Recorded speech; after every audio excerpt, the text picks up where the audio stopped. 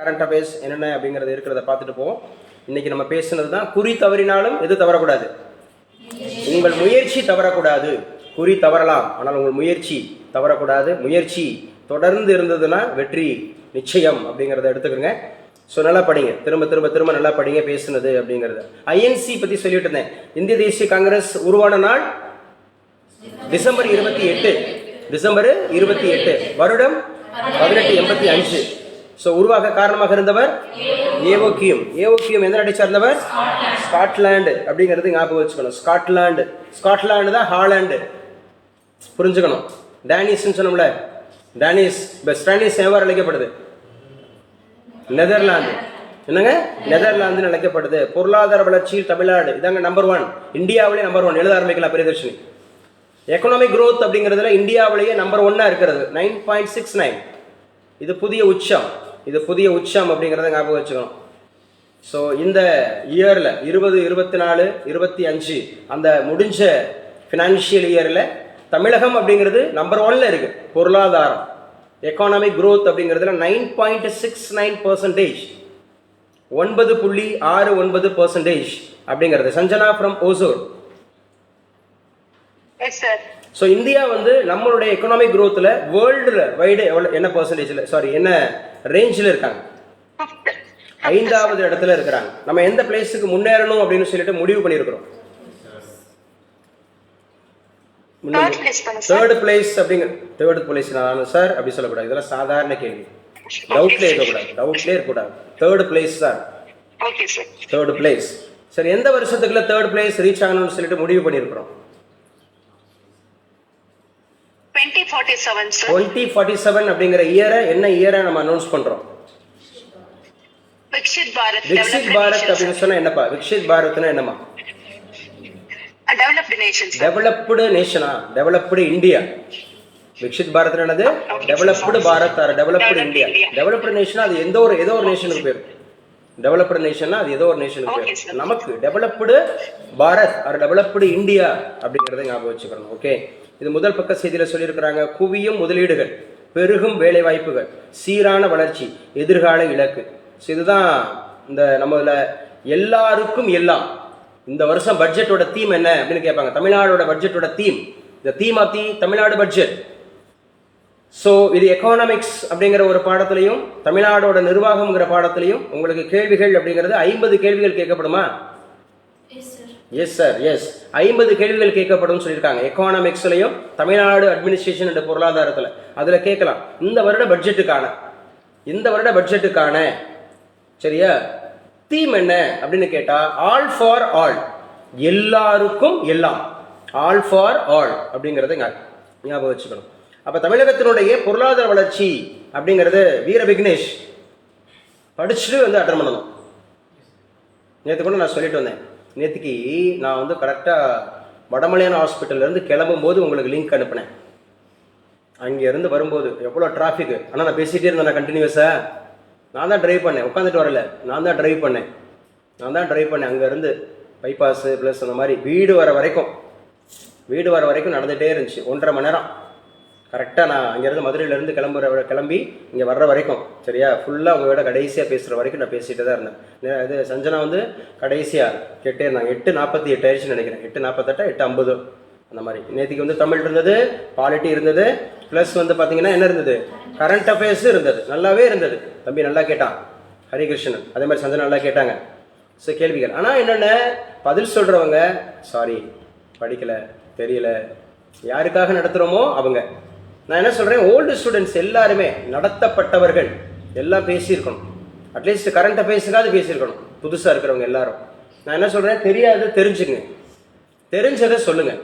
பரிச்சயமானதான் pass ஆக முடியும், spoon feet பண்ணாதான் பாஸ் ஆக முடியும். போட்டித் தேர்வுலாம் நினைக்கிறாங்க சும்மா அப்படியே வந்து நம்மளை யாருமே பேர் சொல்லிடக்கூடாது, யாருமே வந்து அவங்க வாட்டுக்கு பாடத்தை நடத்திட்டு போகணும், வீட்டில் போய் உட்காந்து மனப்பாடம் பண்ணணும். எவ்வளவுதான் நீங்கள் மனப்பாடம் பண்ணுவீங்க? மனப்பாடம்லாம் பண்ண முடியாது. போட்டித் தேர்வுங்கிறது பரிச்சயமாகும். இதை நான் அனுபவத்தில் சொல்கிறேன். 25 ஆண்டுகள் இந்த பிரியதர்ஷினி சொன்னாங்கல்ல, அவங்களுக்கு நான் 10th வந்து நான் இந்த அகாடமியை ப்ரீமிசஸாக பயன்படுத்தியிருக்கிறாங்க. சிபிஎஸ்சியில் நம்பி விட்டார். அதனால தான் 9.6, 9.6, 0.4 தான் இல்லை, இல்லைன்னா அவுட் ஆஃப். சரியா? ஸோ நல்லா படிக்கணும். எல்லாருக்கும் எல்லாம் அப்படிங்கிறது தான் இந்த வருஷத்தினுடைய தீம் அப்படிங்கிற மாதிரி ஞாபகம் வச்சுக்கணும். தமிழ்நாடு இளைஞர்களுக்கு புதிய வாய்ப்புகளை உருவாக்குதல். ஸோ நம்முடைய மோடி அவர்கள் தீர்மானம், மோடி அரசின் தீர்மானம் அப்படின்னு சொல்லி இருக்கிறாங்க. ஸோ வளர்ச்சியடைந்த இந்தியாவுக்கான வளர்ச்சியடைந்த தமிழ்நாடு, விக்சித் தமிழ்நாடு, விக்சித் பாரத், விக்சித் தமிழ்நாடு அப்படின்ற மாதிரி அவர் பேசியிருக்கிறார். என்ன திட்டம் அதான் அறிவிச்சிருக்கிறாங்களா? பிரதமருடைய திறன் மேம்பாடு திட்டம் வெளிச்சுங்க. Prime minister skill development, prime minister skill development திட்டங்கள் கண்டிப்பாக சென்ட்ரல் கவர்மெண்ட், ஸ்டேட் கவர்மெண்ட், பிரிலிம்ஸுக்கு, மெயின்ஸுக்கு, இன்டர்வியூக்கு மூணுக்குமே சூப்பரா படிச்சுக்கணும். பிரதமருடைய திறன் மேம்பாடு திட்டம், ஸ்கில் டெவலப்மெண்ட். கையில் இருக்கீங்களா? ஹரிகிருஷ்ணன், சிவகங்கா. Yes sir. தமிழ்நாடு இதே மாதிரி ஒரு இளைஞர் மேம்பாடு திட்டம் அல்ல ஸ்கில் டெவலப்டு அப்படிங்கிறதுக்கு ஒரு தீம் கொடுத்திருக்கிறாங்க. என்ன தீம்? ஒரு பயிற்சி வழங்கப்பட்டு வருகிறது. நான் முதல்வன் திட்டம். என்ன திட்டம்ப்பா? நான் முதல்வன் திட்டம். இந்த திட்டங்கள் நல்லா ஞாபகம் வச்சுக்கணும். தமிழக அரசினுடைய திட்டங்கள். அதை நான் சொன்ன எக்கனாமிக்ஸுக்கும் தமிழ்நாடு நிர்வாகம்ன்றதுலையும் 50 கேள்விகள் கேட்கப்படக்கூடிய சூழல்ல. ஸோ இதெல்லாம் முக்கியமானது அப்படிங்கிறத படிச்சுக்கணும். வக்பு திருத்த சட்டம் அப்படிங்கிறது அமுல்படுத்தப்பட்டுருச்சா இல்லையா? முகிலன் அமுல்படுத்தப்பட்டாச்சு. நான் சொன்னேன்ல, குடியரசுத் தலைவர் ஒப்புதல் அளிச்சுட்டாவே அது சட்டம் ஆயிடுச்சுன்னு அர்த்தம். அது வரைக்கும் அது மசோதா. அப்ப அது எப்போ நிறைவேறிச்சு லோக்சபால? ஸ்ரீநிதி சௌமியா ஏப்ரல் 5, 2025 அப்படிங்கிறது லோக்சபால இல்ல, அது குடியரசுத் தலைவர் ஒப்புதல் அளிச்சது. குடியரசுத் தலைவர் ஒப்புதல் அளிச்சது தான் ஏப்ரல் 5, 2025. லோக்சபால 288 பேர் ஆதரவு கொடுத்தாங்கல்ல, அது எந்த நாள் கேட்பாங்கன்னு சொன்னா, அதே மாதிரி ராஜ்யசபால ஒரு 128 பேர், இங்க 288 பேர், இங்க 128 பேர். ஞாபகம் வச்சுக்கணும். வக்பு வாரிய மசோதா இப்பதான் திறந்து பாக்குறீங்க எல்லாரும். இப்பதான் எல்லாரும் திறந்து பாக்குறீங்க. சரி, திறந்து பார்த்தவங்க சொல்லுங்க ஒருத்தங்க. லோக்சபால எப்ப? ஏப்ரல் 3, ஏப்ரல் 3, 2, ஏப்ரல் 2 கன்ஃபார்ம் பண்ணி சொல்லுங்க. ஏப்ரல் 2ல இருந்தாதான் நம்ம ஏப்ரல் 3ல சொல்லியிருக்கோம். April 2, April 4, April 2, April 4. April 2ல லோக்சபால, ஏப்ரல் 4 அப்படிங்கிறது ராஜ்யசபால, ஏப்ரல் 5 அப்படிங்கிறது குடியரசுடைய ஒப்புதல். குடியரசுடைய ஒப்புதல் ஏப்ரல் 2, ஏப்ரல் 4, ஏப்ரல் 5. வக்பு வாரிய மசோதா கடந்து வந்த பாதை அப்படிங்கிறத ஞாபகம் வச்சுக்கணும். என்ன கேட்டா, வக்பு வாரிய சொத்துக்களை தானே நீங்க எடுத்திருக்கிறீங்க. ஸோ அதைத்தானே நீங்க ஒழுங்குபடுத்தணும்னு சொல்றீங்க. அது இஸ்லாமியர்களுக்கு நன்மை பயக்கும்னு சொல்றீங்களே. கேட்டா எல்லா விதமான மத ரீதியா இருக்கக்கூடிய சொத்துக்களை பூரா அரசு இந்த மாதிரியான கட்டுப்பாடுகளை கொண்டு வரணும். கொண்டு வருவாங்களா? சங்கரா மடம், சங்கராச்சாரியர்கள் அவங்க அவ்வளோ கோடிக்கணக்கில் சொத்து வச்சிருக்கிறாங்க. அது வருமா? இந்த அடிப்படைக்கெல்லாம் வருமா? ஒண்ணு. சரி, இந்த மாதிரி மத போதகர்கள் அப்படின்னு சொல்லக்கூடிய திருச்சபை நடத்தக்கூடியவங்க கிறித்தவர்கள் இயேசுவின் பெயரை சொல்லி கொள்ளை அடிச்சு வச்சிருக்காங்க. சரியா? கிறிஸ்தவர்கள் இயேசுவின் பெயரை சொல்லி வாங்க அம்முக்கி குலுக்கி சரிந்து கொடுக்கும்படியாக கொடுங்க, உங்களை பலகணியில் ஆசீர்வதிப்பேன்னு சொல்லி. ஆபிரகாம் அப்படிங்கிறவர் ஆசீர்வதிக்க உங்களை பெருக பண்ணுவேன். அவங்க ஆடு மாடு நிலம், அது பழைய ஏற்பாட்டுக்கு. இங்க நீ பணம் சேர்த்தனாவே நீ கொள்ளக்காரண்டா. அஞ்ஞானிகள் அப்படின்னா முட்டாள் தான் பணம் சேர்த்து வைப்பான். அஞ்ஞானிகள் இதை நாடி தேடுகிறார்கள். நீங்க பூமியில பொக்கிஷங்களை சேர்த்து வைக்க வேண்டாம் அப்படின்னா நீங்க புரிஞ்சுக்குங்க. உலகத்துல சொத்து சேர்த்து வச்சிருக்கிற அத்துணை பேரும் அந்த சத்தியத்திற்கு புறம்பானவர்கள். அப்ப நீங்க கிறிஸ்தவர்கள் சம்பாரிச்சு வச்சிருக்கக்கூடிய சொத்துக்களை பூரா அழியணும் வா அந்த மாதிரி சொல்லிட்டு. அதே மாதிரி இந்த கோவில்கள்ல இருக்கிறது, சங்கராமணம் இது மாதிரி இருக்கிறது, யாரெல்லாம் இந்த மாதிரி இந்த ஆசிரமங்கள்லாம் வச்சுக்கிட்டு பயங்கரமா சம்பாரிச்சுக்கிட்டு கோடிக்கணக்கில் இடங்கள்லாம் வளைச்சு போட்டுக்கிட்டு காடையே வளைச்சு போட்டுக்கிட்டு சாமியின் பெயரை சொல்லி அந்த மாதிரி சம்பாதிக்கிறாங்களோ அந்த சொத்துக்களை பூரா நாட்டுடைமையாக்கும். அந்த சொத்துக்களை பூரா அந்த மாதிரி வக்பு வாரிய சட்டம் அமுல்படுத்தின மாதிரி கொண்டு வரணும். மத ரீதியா யாரு சொத்து வச்சிருந்தாலும், எந்த சொத்து வச்சிருந்தாலும், சாமியின் பெயரை சொல்லி சம்பாதிக்கிற அத்துணை பேரையும் இந்த மாதிரி சட்டத்துக்குள்ள கொண்டு வரணும். அப்பதான் அவங்களுக்குள்ள காரியம் அந்த மாதிரி புரியும். அதே மாதிரி கோவில்களில் கொண்டு போய் பார்த்தீங்க அப்படின்னு சொன்னா, அந்த சாமிக்குன்னு சொல்லிட்டு காசு போடுறத ஏதாவது தடை பண்ணணும். அதுக்கு ஏழைகளுக்கு கொடுக்கலாம். அல்லது அந்த அருகாமையிலே, கோவிலுக்கு அருகாமையிலே பார்த்தீங்கன்னா இந்த மாதிரி முதியோர் இல்லங்கள் அல்லது இந்த மாதிரி ஆதரவற்ற இல்லங்கள் அப்படிங்கிற மாதிரி கட்டி வச்சு அவங்களுக்குலாம் சோறு போடலாம். ரோட்ல திரியிறவங்களை பூரா உள்ள கொண்டு போடலாம். கால் இல்லாமல் இருக்கிறவங்க, கை இல்லாமல் இருக்கிறவங்க, ரோட்டில் இருக்கிறவங்க, அனாதையாக இருக்கிறவங்க, மென்டலி ரிட்டார்டாக இருக்கிறவங்க, அவங்களாம் கொண்டு போய் பக்கத்தில் கோயிலுக்கு பக்கத்திலே கோயிலுக்கு பக்கத்திலே இந்த சாமி தான் உங்களை சோறு கொடுக்க சொல்லுது, இந்த சாமி தான் உங்களை காப்பாற்ற போகுது, இந்த சாமி தான் உங்களுக்கு என்ன பண்ண போகுது, கை காலை சுகமாக்க போகுது அப்படின்னு சொல்லிட்டு கொடுக்கலாம். வேண்டாமா? நான் பேசுகிறது ஏற்புடையதா இல்லையா? பாசிட்டிவ். இதுதான் உண்மை. ஸோ வீட்டு உபயோக சமையல் எரிவாயு சிலிண்டர் 50 ரூபாய் உயர்வா, எல்பிஜி அப்படின்னு சொல்லுவாங்க இல்லையா, லிக்விஃபைடு பெட்ரோலியம் கேஸ். இதற்காக மத்திய அரசு என்ன மானியம் எந்த இதில் கொடுத்துட்டு இருக்கு? உஜ்வாலா திட்டம். எழுதிங்க, Ujjwala. LPG liquefied petroleum gas. இந்த நேத்திக்கு ஒரு மத போதகர் ஜான் ஜபராஜ் அவர் மீது போக்சோ வழக்கு அப்படிங்கிறது பதிவு செய்யப்பட்டிருக்கிறது. கோயம்புத்தூர்ல ஒரு அந்த மாதிரி சபை நடத்தக்கூடியவரா அவர் பார்த்தீங்க அப்படின்னு சொன்னால் 2 சிறுமிகளை பாலியல் தொந்தரவு செய்ததாக கூறப்படுகிறது. இன்னும் கன்ஃபர்மேஷனாக என்னன்னு தெரியல. ஆனால் அவர் தலைமறைவுன்னு சொல்கிறாங்க. அவர் உண்மையாக இருந்திருந்தால் தலைமறைவாக இருந்திருக்கக்கூடாது. ஏற்கனவே அவர் பிரச்சனையில் இருக்கிறார். மனைவி என்ன பண்ணியிருக்கிறார் அப்படின்னா விவகாரத்தை வாங்கியிருக்கிறார். பைபிள் தெளிவாக எச்சரிக்குது, விபச்சாரத்தினால் ஒழிய தன் மனைவியை தள்ளிவிடுகிறவன், அதாவது விபச்சாரம் பண்ணிட்டாங்க நான் இருக்கும் போல இன்னொருத்தரோட அந்த மாதிரி இருந்தால் மட்டும்தான் ஒரு மனைவியை தள்ளிவிடும். அப்படி இல்லைன்னா நீ தள்ளிவிடக்கூடாது. அப்படி அவங்களை தள்ளிவிடப்பட்டவங்களை கல்யாணம் பண்றவங்களும் விபச்சாரம் செய்யணும்னா இருப்பான். இதெல்லாம் அவங்க படிப்பாங்களா படிக்க மாட்டாங்களா தெரியாது. கண்ணானது சரீரத்தின் விளக்காக இருக்கிறது. இந்த கண்ணு அப்படிங்கிறது கெட்டு போச்சுன்னு சொன்னா சரீரம் முழுவதும் கெட்டு போச்சு. இதெல்லாம் படிப்பாங்களா என்னன்னு தெரியுது. மத போதகர்கள் தான் அதிகமாக பாலியல் இச்சை. மத போதகர்கள் தான், சாமியார்கள் தான் பாலியல் இச்சை. சாமியார்கள், மத போதகர்கள், திருச்சபை நடத்தக்கூடியவங்க, பாஸ்டர்ஸ், ஃபாதர்ஸ், இந்த மாதிரி இருக்கிறவங்க போறான். அப்ப அந்த அவங்க என்ன அந்த சிந்தாந்தம் சொல்லுதுங்கிறத எடுத்துக்கிறதே கிடையாது. ஒரு பெண்ணை இச்சையோட பார்த்துட்டாவே நீ விபச்சாரம் பண்ணிட்ட. ஒரு பெண்ணை இச்சையோட பார்த்துட்டாலே, இந்த இப்படி பேசிட்டாலே, நானும் இது ஒன்றுலாம் இல்லை, எப்பவுமே லாஸ்ட்டாக தான் கட்டாகும். இந்த மாதிரி ஏதாவது ஸ்பிரிச்சுவலாக பேசிட்டோன்னு வச்சுங்களேன், அது அவங்க பிடிக்காது. இருக்கீங்களா? ஆன்லைனில் இருக்கீங்களா? முதல் பக்கத்திலே நீங்கள் கட்டாது பாருங்க. இருக்காங்க. ஸோ கவனமாக இருங்க, ரொம்ப எச்சரிக்கையாக இருங்க. ஏன்னா நமக்குள்ளே இருக்கக்கூடிய தெய்வத்தை போய் மற்ற மனுஷன்கிட்ட போய் அடிமையாக போய் நின்றக்கூடாது.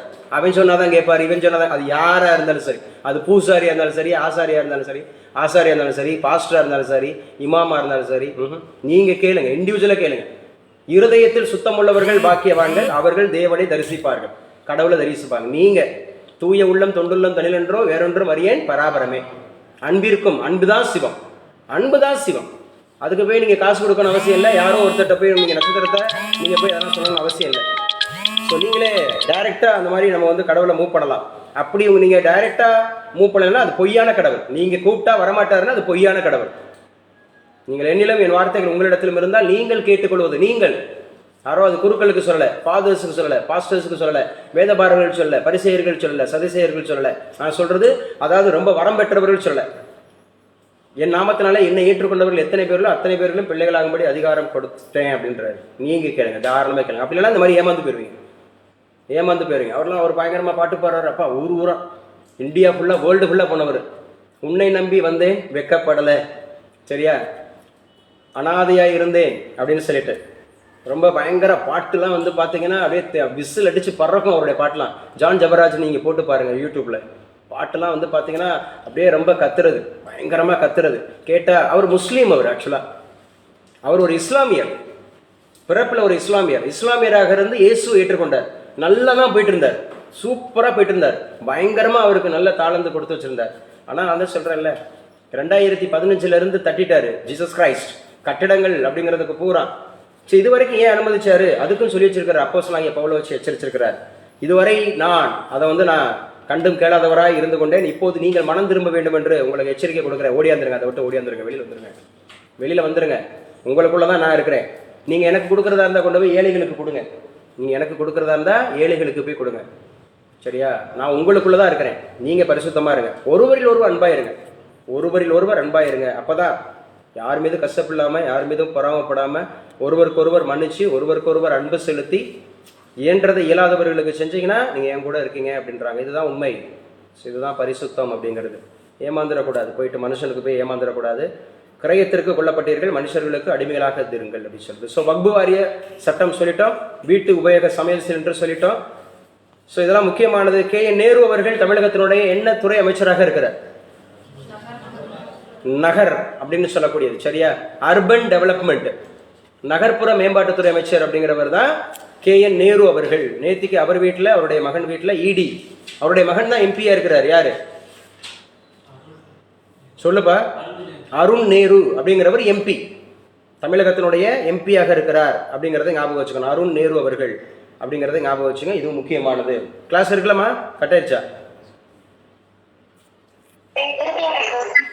போர்டு ரீச் ஆகுதா உங்களுக்கு? போர்டு நல்லா பேசுங்க. ஓகே. ஸோ என்ன சார், 3 ஆண்டுகளில் 10.86 கோடி மரக்கன்றுகள். அமைச்சர் கா பொன்முடி. அமைச்சர்கள் வரும்போது நல்லா படிச்சுங்க.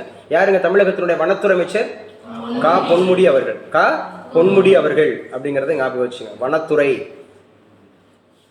ஸோ இது முக்கியமானது. இன்றைக்கி ஒரு பேப்பரை உங்களுக்கு ஃபுல்லாகவே நான் ஸ்க்ரால் பண்ணிகிட்டு இருக்கேன்.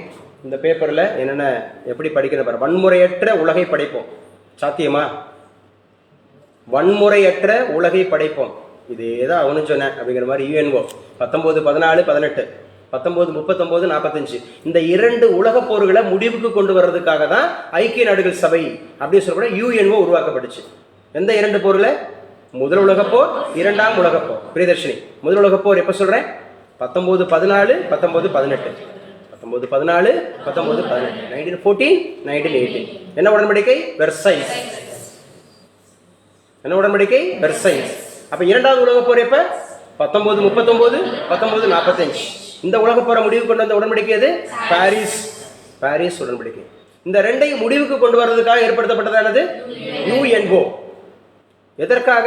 அமைதியை ஏற்படுத்துறதுக்காக, வன்முறையற்ற சமுதாயத்தை உருவாக்குறதுக்காக, யாருடைய சண்டை போட்டுக்க கூடாதுன்றதுக்காக. இப்போ அது ஓரத்துல தான் இருக்கு. அதுலயும் 193 நாடுகள் மானங்கெட்டு இருக்கு. அது எதுக்கு தான் இருக்குன்னு தெரியல, கலைச்சு விட்டுலாம். இந்த இஸ்ரேல் அண்ட் பாலஸ்தீன் சண்டை வந்து 2023 அக்டோபர் 7 நடந்துட்டு இருக்கு. ரஷ்யா உக்ரைன் நடந்துட்டு இருக்கு. ஈரான் அமெரிக்கா நடந்துட்டு இருக்கு. ஒண்ணு அதை போற கலைச்சிடணும், இல்ல மறுபடியும் கூப்பிட்டு ஏதாவது கத்தணும், வாங்கப்பா என்னப்பா எதுப்பான்னு சொல்லி கட்டணும். இல்ல ஒரு 5 நாடு தான் அப்படி இருக்குன்னா மிச்சம் எல்லா நாடும் ஒண்ணு கூடணும். அட்லீஸ்ட் ஒரு பதாகையாவது பிடிக்கணும்ல. ஐநா சபைக்கு முன்னாடி போரை நிறுத்துவோம்னு ஏதாவது கடைபிடிக்கணும்ல. அதுதான் சொல்றாங்க, வன்முறையற்ற உலகை படைப்போம். நாம் வாழும் குடும்பம், பணி செய்யும் இடம், வாழும் வீதியோ அல்லது கிராமமோ அமைதியாக இருக்க வேண்டும். அமைதியாக இருப்பதற்கு நமக்கு ஒரு பார்வை, ஓர் உளவியல் வேண்டும். அதற்கான கல்வியும் வேண்டும் அப்படின்னு சொல்றாங்க. மனிதநேய கல்வி, ஹியூமன் அந்த மாதிரி இருக்கக்கூடிய மனிதநேய கல்வி. மனிதனை மதித்தல், மனிதனுக்கு மனிதன் விட்டு கொடுத்தல், மனிதனுக்கு மனிதன் சகிப்புத்தன்மையோடு இருத்தல், மனிதனுக்கு மனிதன் அப்படின்றது வந்து பாத்தீங்கன்னா உதவி செய்தல். அதான் சொல்றது. இதுதான் மாந்தரம், மனிதநேயம் அப்படிங்கிறது. ஆனா அது இல்லை இப்போ. அதனாலதான் வந்து பாத்தீங்கன்னா கொன்னுட்டு இருக்கிறான், சொந்த ஜனங்களை கொன்னுட்டு இருக்கிறான். பாலஸ்தீனமும் இஸ்ரேலும் ஒரே தகப்பன் விட்டு பிள்ளை. ஆபிரகாம்ன்ற ஒரே ஒரு தகப்பன்.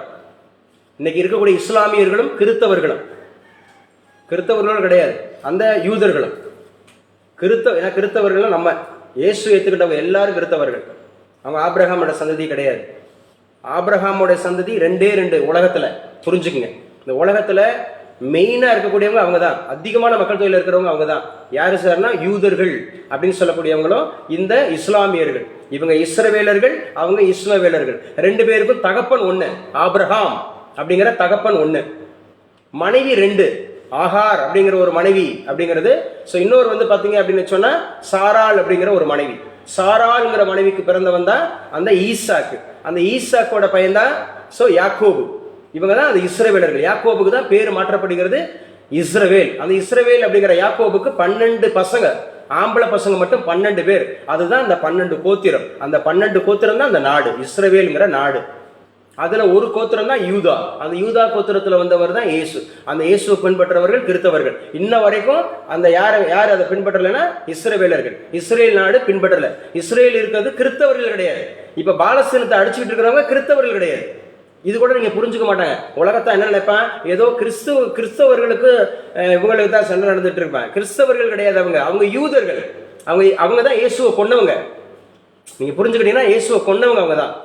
பரபாசுவை விடுவீங்க, இயேசுவை கொள்ளுவன்னு சொன்னவங்க தான் யூதர்கள்.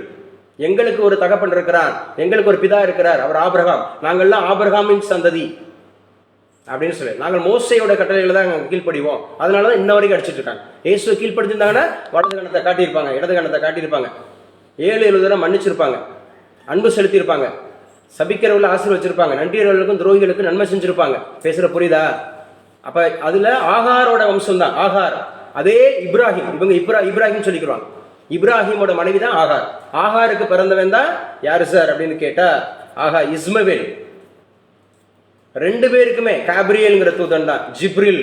அந்த ஜிப்ரில் வந்துதான் என்கிட்ட பேசினாரு, என்கிட்ட இந்த மாதிரி ஒரு குரானை எழுத சொன்னாரு அப்படின்னு முகமது நபி 25வது நபியாக. அதுக்கு முன்னாடி இயேசுவும் அவங்களுக்குள்ள இருக்காரு.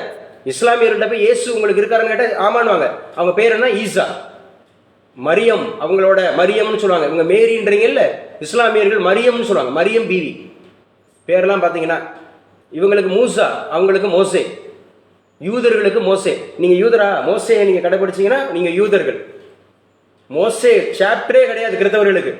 அப்படின்னா என்ன அர்த்தம்? பழைய ஏற்பாடை ஒன்றை கூட நீங்க கடைபிடிக்க கூடாது. பழைய ஏற்பாடை அவர் ஒழிச்சிட்டார், தன் மாம்சத்தினால ஒழிச்சிட்டார். நியாயப்பிரமாணக்காரர்கள் யாவரும் சாபத்தில் இருக்கிறார்கள். அப்ப நீங்க கிறிஸ்தவர்கள்னு பேர் சொல்லிட்டு உங்க வீட்டுல யாருக்காவது உடம்பு சரியில்லாம ஏதாவது இருக்கீங்களா, நோய்வாய்ப்பட்டிருக்கீங்களா, சாபம் இருக்கா, தரித்திரமா இருக்கீங்களா, ஆக்சிடென்ட் ஆகுதா, கை காலு போகுதா, அப்பனா நீங்க சாபத்தில் இருக்கீங்க. ஏன்னா யூதர்கள், அவங்க யூதர்கள் சாபத்தில் இருக்கிறாங்க. ஏன்னா ஆகாதவன் என்று இயேசுவை தள்ளி விட்டாங்க, மூளைக்கல்ல இருந்தவரை தள்ளி விட்டாங்க. எங்களுக்கு ஒரு நியாயப்பிரமாணம் உண்டு, அந்த நியாயப்பிரமாணத்தின்படி நீ சாக வேண்டும். நாங்க சாவ அடிச்சாங்க, கொன்னாங்க. கொன்னவர்கள் யார்? யூதர்கள். அவர்களுக்காக தான் வந்தார். நான் காணாமல் போன இஸ்ரவேலர்களை தான் நான் வந்தேன் அப்படின்னு மாதிரி தேட வந்தேன்னாரு. நீ என்ன தேடுறியாப்பா, எங்களுக்கு நீ வேணவே வேணான்னு சொல்லிட்டு கை கழுவி விட்டான். அப்புறம் தான் அவர் சொல்லிட்டார், இனிமேல் என்னை ஏற்றுக்கொண்டவர்கள் எத்தனை பேரோ அத்தனை பேர்களும் பிள்ளைகளாம்படி அதிகாரம் கொடுக்குறேன்ட்டார். அதனாலதான் நீங்களும் நானும். அப்ப கிறிஸ்தவர்கள் சொன்னா அந்த யூதர்கள் கிடையாது, கிறிஸ்தவர்கள் சொன்னா எங்கேயோ இருக்கிறவங்க கிடையாது. அப்ப நீங்க புரிஞ்சுக்க இந்த அவசியம். காஷ்மீரில் மனநிலை மாற்றம், பிரிவினைவாதத்தை கொள்கையாக கொண்ட ஜம்மு காஷ்மீரின் ஹரியத் மாநாடு அமைப்பில் இடம்பெற்றிருந்த சில அமைப்புகள், இந்த ஹுரியத் மாநாடு எழுதி வச்சுங்க. இந்த மாநாடு மெயின் டாபிக் ஹுரியத் மாநாடு எங்க நடந்துச்சு? ஜம்மு அண்ட் காஷ்மீர். ஜம்மு அண்ட் காஷ்மீருக்கு எந்த 2 சட்ட விதிகள் நீக்கப்பட்டது? Article 370, article 35A. இது ரெண்டும் இப்ப கிடையாது. ஆர்டிகல் 370, 35A இதெல்லாம் பல 100 தடவை சொல்லியிருக்கோம். நம்ம ஒரு கேட்டோம்னா சார் டக்குன்னு வர மாட்டேங்குது சார், இந்த டக்குன்னு வர மாட்டேங்குது சார், நீங்களே சொல்லிடுங்க. யாரு? பல 100 தடவை கேட்டவர் சார், இந்த டக்குன்னு வர மாட்டேங்குது. நீங்க ஒழுங்கா ஒரு முறை நறுக்குன்னு கேட்டீங்கன்னா வந்துடும். ஆர்டிகல் என்னப்பா? 370. ஆர்டிகல் 35A இது என்னது? ஜம்மு காஷ்மீருக்கான சிறப்பு அந்தஸ்து. எப்ப நீக்கப்பட்டுச்சு? 2019. என்னம்மா? ஆகஸ்ட் 5. ஆமா, 2019 ஆகஸ்ட் 5ல 2019 ஆகஸ்ட் 5ல இந்த சொல்லியிருக்காங்க பாருங்க. ஆர்டிகல் 370. நரேந்திர மோடி தலைமையிலான பாஜக அரசு 2014ஆம் ஆண்டு ஆட்சிக்கு வந்தது முதல் அவர்களது நீண்டகால வாக்குறுதியான அரசியலமைப்பு சட்டப்பிரிவு 370 நீக்கத்துக்கான அடிப்படை பணிகளை முதல் 5 ஆண்டுகளில் மேற்கொண்டது. அப்ப 2019 ஆகஸ்ட் 5 விலக்கி கொள்ளப்பட்டது. இந்த இருக்கா, 2019 ஆகஸ்ட் 5 விலக்கி கொள்ளப்பட்டது. ஜம்மு காஷ்மீர், லடாக் என 2 ஒன்றிய பிரதேசங்களை ஜம்மு காஷ்மீர் மாநிலம் பிரிக்கப்பட்டது. ஜம்மு காஷ்மீர் என்ற ஒரே மாநிலம் 2 யூனியன் பிரதேசங்களாக, யூனியன் டெரிட்டோரிஸாக பிரிக்கப்பட்டதுன்னு பார்க்கிறோம். அதுல 1 என்ன சார் அப்படின்னா ஜம்மு அண்ட் காஷ்மீர், 2 லடாக். ஜம்மு அண்ட் காஷ்மீர் 2 லடாக். காஷ்மீர் பள்ளத்தாக்கில் ஜெனாப் என்ற இடத்தில் 1178 அடி உயரத்தில் 0.53 கிலோமீட்டர் தொலைவுக்கு உலகின் அதிக உயரமான இடத்தில் பாலம் கட்டப்பட்டு சாதனை படைக்கப்பட்டது. வச்சுக்க, ஜெனாப் பாலம், அந்த பாலத்துக்கு பேரே ஜெனாப் பாலம். இதுதான் உலகிலேயே மிக உயரமான பாலம். கேட்பாங்க static GK, the highest bridge in the world. உலகிலேயே மிக உயரமான பாலம். இப்ப உலகிலேயே ஒரே ஒரு செங்குத்து பாலம் எது இந்தியாவில்? பாம்பன் பாலம், செங்குத்து பாலம். ஆமா, இது 1178 அடி உயரத்துல இருக்கா செனாப் பாலம். 1178 அடி உயரத்துல 0.53 கிலோமீட்டர் தொலைவுக்கு உலகின் அதிக உயரமான இடத்தில் பாலம் கட்டப்பட்டு சாதனை படைக்கப்பட்டுள்ளது. 37,000 கோடி மதிப்பில் ஸ்ரீநகர் ஜெனாப் பாலம் வழியாக உதம்பூரிலிருந்து பாரமுல்லாவுக்கு தண்டவாளம் அமைக்கும் பணிகள் நிறைவு பெற்றுள்ளன. இது 37,000 கோடி. ஜம்மு அண்ட் காஷ்மீருக்கு 37,000 கோடி. நம்ம ஊருக்கு 550 கோடி. 111 ஆண்டுகளாக இருக்கக்கூடிய ராமேஸ்வரத்தில் இருக்கக்கூடிய பாம்பன் பாலத்துக்கு எத்தனை கோடி? 550 கோடி. இதெல்லாம் கொஞ்சம் கம்பேரிட்டிவ் பண்ணிக்கணும். கம்பேரிட்டிவ் ரொம்ப முக்கியமானது. கம்பேரிட்டிவ் 550 கோடி, 37,000 கோடி, 37,000 கோடி மதிப்பில் ஸ்ரீநகர் ஜெனாப் பாலம் வழியாக உதம்பூரிலிருந்து பாரமுல்லாவுக்கு தண்டவாளம் அமைக்கும் பணிகள் நிறைவு பெற்றுள்ளன. இந்த வழித்தடத்தில் வந்தே பாரத் ரயில் இயக்கம் பிரதமர் மோடியால் வரும் ஏப்ரல் 19ஆம் தேதி தொடங்கி வைக்கப்பட உள்ளது. It is very important. Vande Bharat 180 kilometre speed, 180 kilometre speed. ஆனால் ஆவரேஜாக 160 போயிட்டு இருக்கு. 160 போயிட்டு இருக்கு. 180 கிலோமீட்டர் வந்தே பாரத் ரயில். தமிழகத்தில் மட்டும் எத்தனை வந்தே பாரத் ரயில் வந்து போகிறது? 8 வந்தே பாரத் ரயில் தமிழகத்தில் மட்டும் 8 ரயில் போயிட்டு இருக்கு. சரியா? சீக்கிரத்தில் வந்தே பாரத் ரயில் ராமேஸ்வரத்துக்கு விட்டுருவாங்கன்னு நினைக்கிறேன். வந்தே பாரத் ரயில் வந்து சென்னை டு ராமேஸ்வரம் போகும். அப்படின்னா காரைக்குடியில் வந்தே பாரத் ரயிலுக்கு ஏறிக்கலாம். வந்தே பாரத் ரயில் அப்படிங்கிறது காரைக்குடியிலிருந்து ராமேஸ்வரத்துக்கு போகிறதுக்கு நம்ம ஏறிக்கலாம். ஸோ இங்கே ஏப்ரல் 19ஆம் தேதி வந்தே பாரத் ரயில் அதே பாலத்தில், அந்த 37,000 கோடி மதிப்பில் கட்டப்பட்ட அந்த பாலத்தில் போகுது. ஜம்மு காஷ்மீருக்கு வருகை தந்த சுற்றுலா பயணிகள் எண்ணிக்கை 1.33 கோடியாக இருந்தது 2015. இது தொடர்ந்து படிப்படியாக அதிகரித்து 2024ஆம் ஆண்டு 2.35 கோடியாக இருக்கு. 2021ஆம் ஆண்டு முதல் சுற்றுலா பயணிகள் எண்ணிக்கை சராசரியாக ஆண்டுதோறும் 15% அதிகரித்து வருகிறது. இதெல்லாம் முக்கியமானது மெயின்ஸுக்கு. ஜம்மு காஷ்மீரில் ஏன் 37,000 கோடி செலவழிக்கணும்? அவங்களுடைய நோக்கம் என்ன அப்படின்னு கேட்டால், சுற்றுலாத்துறையை எம்பவர் பண்ணணும், சுற்றுலாத்துறையை ஸ்ட்ரென்தன் பண்ணணும், சுற்றுலாத்துறையை குரோத் அந்த கண்டிஷனுக்கு கொண்டு போகணும். ஏன்னா ஜம்மு காஷ்மீர் அப்படிங்கிறது ஸோ யாரோட சுவிட்சர்லாந்துன்னு சொல்கிறாங்க? மலேசியாவையா? வட இந்தியாவையா? என்ன சொல்கிறாங்க? அதை சுவிட்சர்லாந்துன்னு சொல்லுவாங்க. என்ன சுவிட்சர்லாந்துன்னு சொல்கிறாங்க? ஆசியாவா, இந்தியாவா, வட இந்தியாவா? இந்தியா தானா? சரி, ஓகே. அப்போ நல்லா ஞாபகம் வச்சுங்க. 40 ஆண்டுகளுக்கு மேலாக காஷ்மீரில் தலை தூக்கி இருந்த பிரிவினைவாதிகள், பயங்கரவாதிகள் செல்வாக்கு குறைந்து வருகிறது அப்படின்னு சொல்லியிருக்கிறாங்க. காஷ்மீர் அப்படிங்கிறது காலம் அறிதல். நல்ல குரல். காலம் அறிதல். காலம் அறிதல் என்ற குரல் அப்படிங்கிறது, குறிப்பறிதல் அப்படிங்கிற குரலோட சிறப்பு என்ன? அந்த அதிகாரத்தோட சிறப்பு 2 முறை 133 அதிகாரங்களில் 2 முறை வருகிற ஒரே ஒரு அதிகாரம் குறிப்பு அறிதல். கேட்பாங்க, என்னப்பா 2 முறை வரக்கூடிய அதிகாரம் என்னது? குறிப்பு அறிதல். எழுதிக்கலாம்ப்பா பிரியதர்ஷினி. குறிப்பு அறிதல் அப்படிங்கிற அதிகாரம் தான் 2 முறை வருகிறது. திருக்குறளில் இடம்பெற்ற 2 அதிகாரங்கள் அப்படின்னா குறிப்பு அறிதல். தீபிகா, இந்த கொஸ்டின் இன்னைக்கு கேட்கணும். ஈவினிங் வந்து குவிஸ் நடத்தும் போது நாளைக்கு. திருக்குறள்ல 2 முறை பயன்படுத்தப்பட்ட அதிகாரம் எது? சரி, திருக்குறள்ல எத்தனை பழங்கள் குறிப்பிடப்பட்டிருக்கு? 2 பழம். நெருஞ்சி பழம்,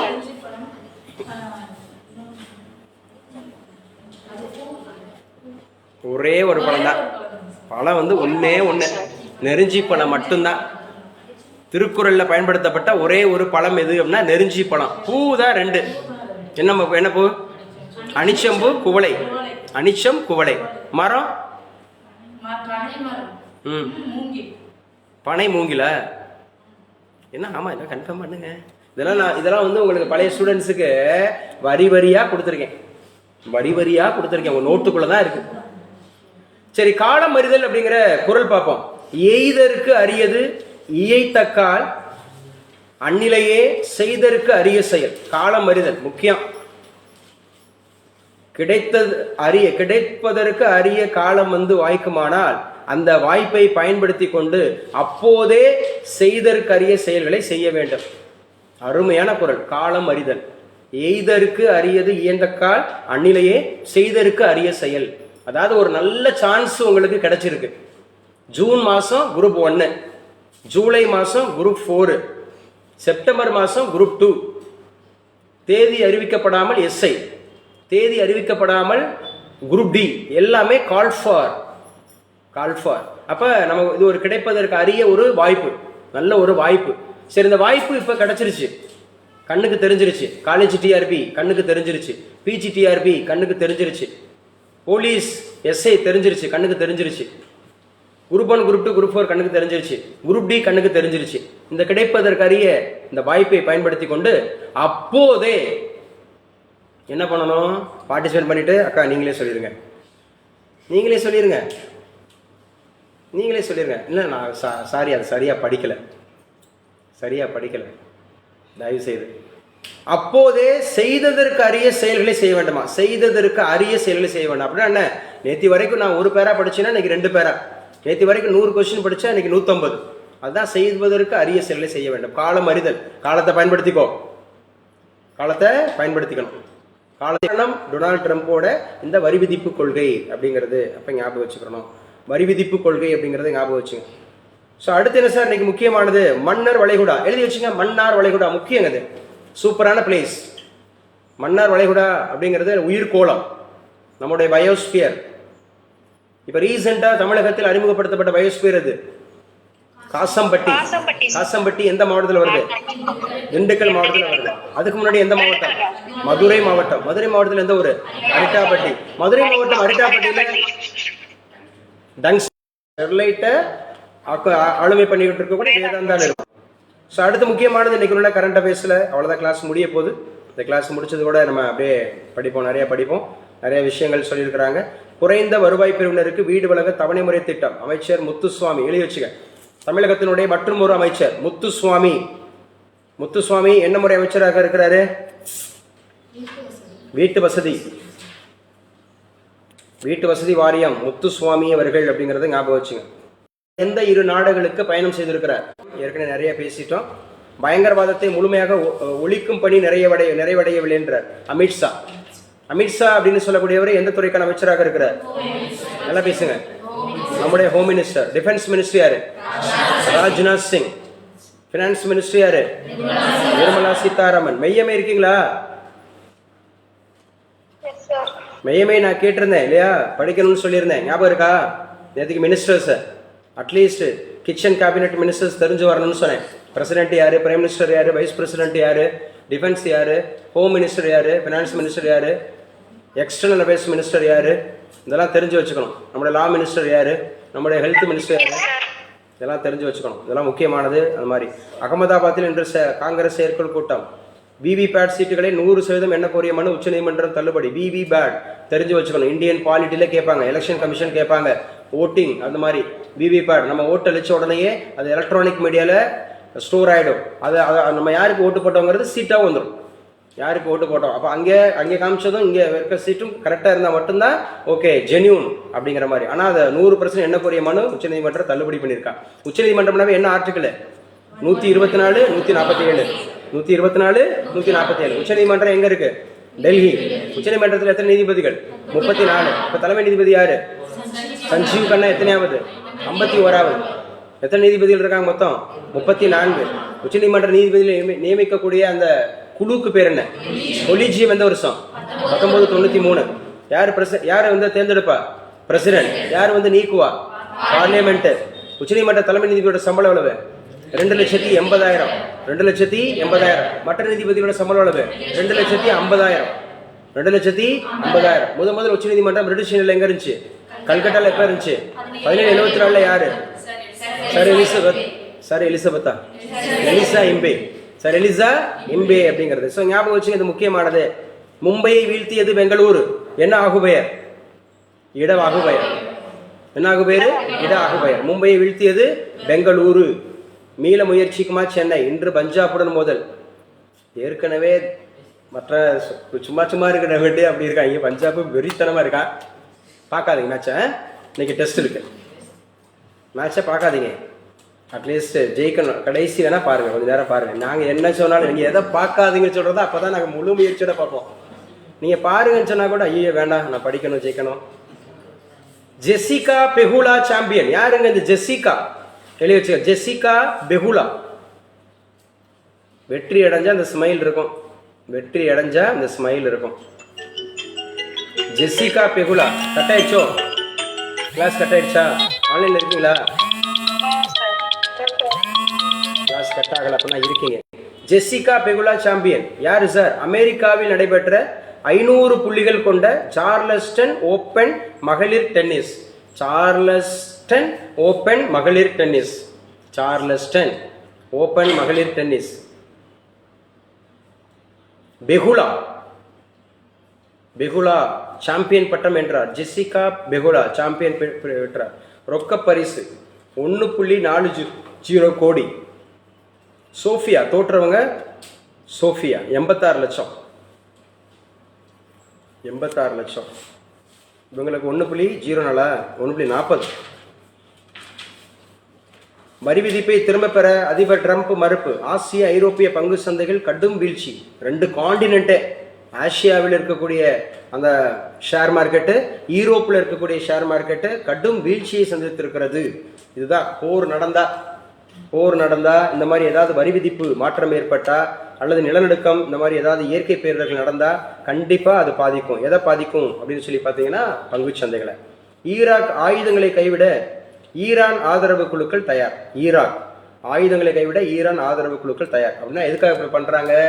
ஈராக்கை நீங்க நம்ம 2 பேரும் அடிச்சுக்கிற வேண்டாம், நீனும் நானும் சகோதரன், நமக்கு பக்கத்துல ஒண்ணு விட்ட சகோதரன் இருக்கான் அமெரிக்கா, அவன் அடிக்கிறான், இப்ப நம்ம 2 பேரும் ஒண்ணு சேர்ந்துக்குருவோம், நம்ம 2 பேரும் அடிச்சுக்கிற கூடாது, ஈராக் ஈரான் பிரச்சனை வந்துக்க கூடாது, நம்ம 2 பேரும் ஒண்ணு சேர்ந்துக்குருவோம். நம்மளுடைய எதிரி யாரு? அமெரிக்கா. ஏன்னா அவன் நம்ம அடிக்க தயாரா இருக்கான், நீ எனக்கு சப்போர்ட் பண்ணு, அதனால நான் சமீபத்தில் இதை நான் விட்டு கொடுக்குறேன் அப்படின்னு மாதிரி சொல்றாரு. காங்கோ நிறைய உங்களுக்கு தெரிஞ்சுக்கிட்டு இருக்கும், உள்நாட்டு கலவரம் நடந்துட்டு இருக்கு.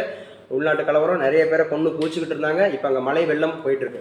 மழை வெள்ளத்தால் அதிகமான உயிரிழப்பு. காங்கோ அப்படிங்கிறது மேற்கு மத்திய இது ஆப்பிரிக்கா நாடு, சரியா? வெஸ்ட்டு அந்த மாதிரி இருக்கக்கூடியது, வெஸ்ட் சென்ட்ரல் அந்த மாதிரி புள்ளிகள் சரிவுன்னு சொல்லிட்டாங்க. தென்காசி ஸ்ரீ காசி விஸ்வநாதர் கோயில் குடமுழுக்கு அப்படிங்கிறதுக்கு என்னப்பா சான்ஸ்கிரிட்? கும்பாபிஷேகம். சொல்லுங்க, கும்பாபிஷேகம். தமிழ்ல கேட்பாங்க. கும்பாபிஷேகம் என்பதனுடைய தமிழ் சொல்லுது குடமுழுக்கு அப்படிங்கிறத ஞாபகம் வச்சணும். குடமுழுக்கு. 1 to 5 வகுப்புகளுக்கு முழு ஆண்டு தேர்வு தொடக்கம். 14 லட்சம் மாணவர்கள் எழுதுகின்றனர். தெரிஞ்சுங்க, ஃபார் யுவர் இன்ஃபர்மேஷன், மெயின்ஸில் தேவைப்படும் 14 லட்சம் பேரா தமிழகத்தில் படிக்கக்கூடிய, அதாவது பிரைமரி ஸ்கூல்ஸில் படிக்கிறவங்க மட்டும் 14 லட்சம் பேர் இருக்கான். பிரைமரி ஸ்கூல்ஸில் படிக்கிறவங்க மட்டும் 14 லட்சம் பேர். எத்தனை லட்சம் பேர் எக்ஸாம் எழுதுனாங்கம்மா? லாவண்யா 10th எக்ஸாம் நான் கூட சொன்னேன், இவங்கெல்லாம் அடுத்து உங்களுக்கு காமெடிட்டாரு அப்படின்னு. 9 லட்சம் பேர் 10th எக்ஸாம் எழுதுனவங்க எத்தனை பேர்? 9 லட்சம் பேர். ஒன்றா புரிஞ்சுங்க, வெறும் 10th மட்டும் 9 லட்சம் பேர். 1 to 5 வகுப்புகளுக்கு 14 லட்சம் பேர். 14 லட்சம் அப்போனா என்ன அர்த்தம்? 5ஆம் வகுப்பு படிக்கிறவங்களுக்கு 14 லட்சம், அங்கே வந்து ஒரு 9 லட்சம், 14 9 23 லட்சம். மிச்சம் அந்த 6 7 8 கணக்கில் சேர்க்கல, 6 7 8 9 கணக்கில் சேர்க்கல. லட்சங்களில் பார்த்தீங்கன்னா இந்த மாதிரி இருக்கிறது. அதிகபட்சம் ஒரு 50 லட்சம் பேர் வச்சுங்களேன், ஒரு அப்ராக்சிமேட்டாக ஒரு 50 லட்சம் பேர் இருக்கிறான். எத்தனை கோடியில்? 8 கோடியில். சின்ன பிள்ளைங்களே இவ்வளோ பேர் இருக்காங்களா அப்படி புரிஞ்சுக்குங்க. 1 கோடி பேர் இருக்கேன் அப்படி புரிஞ்சுங்க. சின்ன பிள்ளைங்களே 1 கோடி பேர் இருக்கான் 8 கோடியில். அதாவது 10ஆம் வகுப்பு வரைக்கும் படிக்கக்கூடிய பிள்ளைகளே இருக்கிறாங்க. ஸோ அந்த கிளாஸ் நல்லா படிச்சுங்க. ஸோ கிளாஸில் ஏதாவது டவுட் இருந்தாலும் கேட்டுங்க. இன்னைக்கு கிளாஸில் யாருக்கா டவுட்ஸ் இருக்கா? இன்னைக்கு கிளாஸில் யாருக்கா டவுட்ஸு, ஏதாவது பேச வேண்டியது? Anything else? ஸோ கிளாஸில் நடத்துனதை நல்லா திரும்ப நல்லா படிங்க, ரீகால் பண்ணுங்க. ரீகால் பண்ணால் மட்டும்தான் நம்ம ஜெயிக்க முடியும். கேக்குதா? கேக்குது. ஒரு நிமிஷம் கீழே வந்துட்டு போங்க. ஓகே. ஸோ நல்லா படிங்க. அது மாதிரி படிச்சுட்டு இது மாதிரி படிக்கலாம் வச்சுக்கலாம்.